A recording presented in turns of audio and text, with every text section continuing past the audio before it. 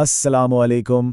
आज हम पेडागोजी के एक ऐसे बुनियादी कॉन्सेप्ट को समझने वाले हैं जिसे उसकी रीढ़ की हड्डी भी कहा जाता है। जी हाँ, हम बात कर रहे हैं जुबान सीखने के दो अहम तरीकों की। एक है इक्तिसाब यानी एक्विजिशन और दूसरा है आमोजिश यानी लर्निंग। तो चलें इस दिलचस्प मौजू की गहराई में उतरते हैं। तो आज हम क्या क्या देखने वाले हैं। सबसे पहले हम ज़बान सीखने के इन दो तरीकों को जानेंगे, फिर कुदरती तरीके यानी इक्तिसाब और इरादी तरीके यानी आमोजिश पर तफसील से बात करेंगे।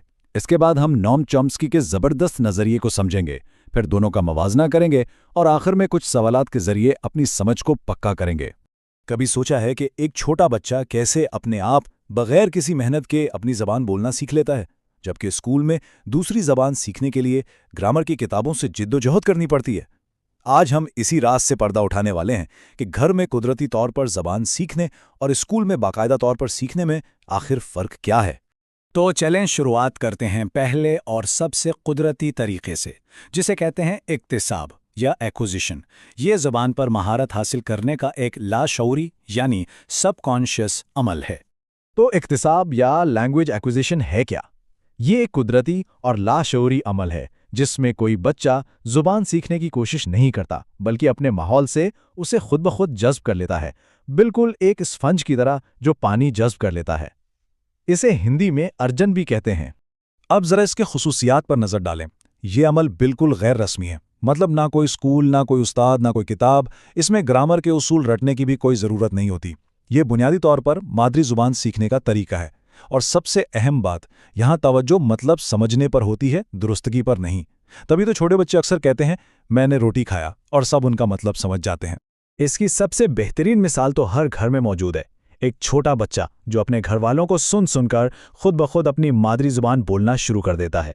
यही तो इक्तिसाब का जादू है। अच्छा जी, अब आते हैं दूसरे तरीके पर, जो कि एक इरादी तरीका है। यह है आमोजिश यानी लर्निंग। ये ज़ुबान को बाकायदा मुताला करके शऊरी कोशिश से सीखने का अमल है। आमोजिश की तारीफ इक्तिसाब के बिल्कुल उलट है।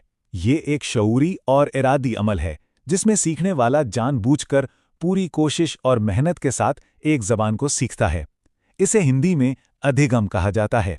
आमोजिश की खुसूसियात भी बिल्कुल अलग हैं। ये एक रस्मी तरीका है जिसके लिए स्कूल, उस्ताद और एक निसाब की ज़रूरत होती है। यहाँ ग्रामर और असूलों पर बहुत जोर दिया जाता है। ये ज़्यादातर दूसरी ज़बान सीखने के लिए इस्तेमाल होता है, जैसे अंग्रेज़ी या अरबी, और यहाँ फोकस मतलब से ज़्यादा दुरुस्तगी यानी एक्यूरेसी पर होता है। उसकी सबसे साफ मिसाल वो तरीका है जिससे हम सब स्कूल में अंग्रेज़ी या कोई दूसरी ज़ुबान सीखते हैं।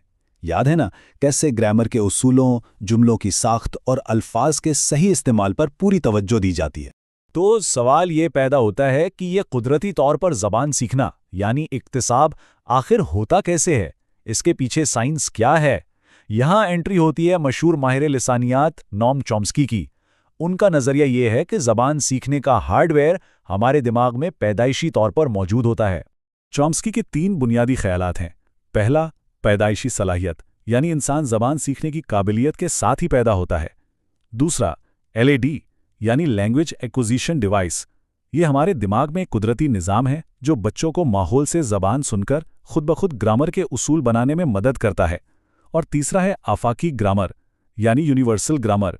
इसका मतलब है कि तमाम ज़बानों का बुनियादी ढांचा हमारे दिमाग में पहले से मौजूद है। और यहाँ एक बहुत ही अहम नुक्ता है। ये जो LAD है यानी लैंग्वेज एक्विजिशन डिवाइस, इसकी ताकत 5 साल की उम्र तक अपने उरूज पर होती है। उसके बाद ये आहिस्ता आहिस्ता कमज़ोर होना शुरू हो जाती है। और यही वजह है कि बच्चे बड़ों के मुकाबले में कोई भी ज़बान ज़्यादा आसानी से सीख लेते हैं। चलें अब इन दोनों तरीकों को आमने सामने रखकर देखते हैं ताकि फ़र्क बिल्कुल वाज़ेह हो जाए। ये टेबल सारे फ़र्क को बहुत अच्छे से बयान करता है। माहौल देखें तो इक्तिसाब कुदरती और गैर रस्मी है, जैसे घर, जबकि आमोजिश मसनूई और रस्मी है, जैसे स्कूल। अमल की बात करें तो इक्तिसाब लाशूरी और बेमेहनत है, जबकि आमोजिश शऊरी और मेहनत तलब है। इक्तिसाब में तवज्जो रवानी और मानी पर है और आमोजिश में कवायद और दुरुस्तगी पर। और आखिर में इक्तिसाब मादरी ज़ुबान के लिए है और आमोजिश दूसरी ज़ुबान के लिए। और अब इम्तिहान की तैयारी के लिए ये रही टॉपर चीट शीट। अहम नुकात को जल्दी से दोहरा लेते हैं। इक्तिसाब कुदरती, लाशऊरी, मादरी ज़बान, बग़ैर मेहनत। आमोजिश रस्मी, शऊरी, दूसरी जबान, मेहनत और ग्रामर के साथ। एलएडी क्या है? नॉम चॉम्स्की का लैंग्वेज एक्विजिशन डिवाइस। एलएडी की उम्र क्या है? इब्तिदाई बचपन में सबसे ज़्यादा फाल। और पैदाइशी सलाहियत का मतलब? बच्चे ज़बान सीखने की सलाहियत के साथ पैदा होते हैं। चलें जी, अब वक्त है ये जांचने का कि हमने कितना सीखा है। इन सवालों के जवाबात जहन में लाने की कोशिश करें। पहला सवाल, ज़बान सीखने का लाशऊरी तरीका क्या कहलाता है? दूसरा, लैंग्वेज एक्विजिशन डिवाइस यानी एलईडी का नज़रिया किसने पेश किया? तीसरा सवाल, स्कूल में ग्रामर के ज़रिए ज़बान सीखना इक्तिसाब है या आमोजिश? और चौथा, मादरी ज़बान आम तौर पर किस अमल के ज़रिए सीखी जाती है? सोच लिया? चलें जवाबात देखते हैं। और ये रहे जवाबात। लाशौरी तरीका है इक्तिसाब, एलएडी का नजरिया दिया नॉम चॉम्स्की ने, स्कूल में सीखना आमोजिश है और मादरी ज़बान इक्तिसाब के ज़रिए सीखी जाती है। उम्मीदें जवाबात ठीक होंगे। अब अगले सवालात। सवाल नंबर 5, चॉम्स्की के मुताबिक ज़बान सीखने की सलाहियत सीखी जाती है या पैदाइशी होती है? छठा, आमोजिश के लिए कैसा माहौल चाहिए, रस्मी या गैर रस्मी? और सातवां, एलएडी की फालियत किस उम्र के बाद कमज़ोर होना शुरू हो जाती है? ज़रा सोचिए। ठीक है, देखते हैं। जवाब ये हैं, सलाहियत पैदाइशी यानी इनेट होती है, आमोजिश के लिए रस्मी माहौल जैसे स्कूल की ज़रूरत होती है, और एलएडी की फालियत 5 साल की उम्र के बाद कमज़ोर होने लगती है। और ये रहे आखिरी 3 सवालात। 8वां, अफाकी ग्रामर का तसव्वुर किससे जुड़ा है? 9वां, अगर कोई बच्चा बगैर किसी उस्ताद के मराठी बोलना सीख ले तो ये अमल क्या कहलाएगा? और 10वां, दूसरी ज़बान सीखने के अमल के लिए तकनीकी इस्तिलाह क्या है? ये आखिरी मौका है, ज़रा गौर करें। चलें हतमी जवाबात देखते हैं। और ये हैं हतमी जवाबात। आफाकी ग्रामर का तसव्वुर भी नॉम चॉम्स्की से वाबस्ता है। बगैर उस्ताद के मराठी सीखना इक्तसाब है और दूसरी ज़ुबान सीखने का अमल आमोजिश कहलाता है।